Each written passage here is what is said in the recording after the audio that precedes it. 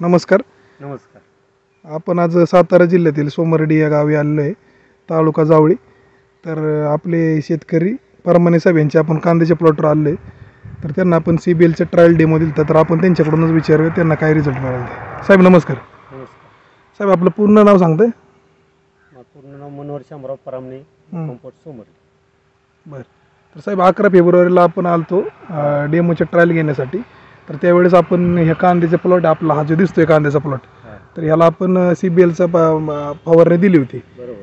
तर किती प्लॉटला आपण फवारणी दिली होती?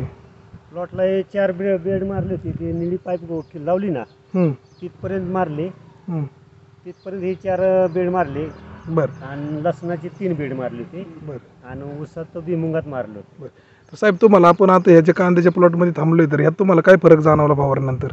फरक म्हणजे ह्याचा देंडा जाड आहे, हिरवळीला जास्त आहे, उंची जास्त आहे.